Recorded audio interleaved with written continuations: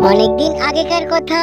সুন্দরবন জঙ্গলের মাঝে ছোট্ট একটি বাসাতে একটি মেয়েকে নিয়ে বেশ সুখে বসবাস করছিল। একদিন হঠাৎ টুনির খুব শরীর অসুস্থ হয়ে পড়ে। তাই টুনি খাবার সংগ্রহ করার জন্য বেরোতে পারেনি। এদিকে টুনির ছোট্ট মেয়েটির খুব খিদে পায়। তাই সে তার মাকে খেলতে যাওয়ার নামে খাবার সংগ্রহ করার জন্য বেরিয়ে পড়ে। আগে কখনো সে খাবার খুঁজতে বেরোয়নি।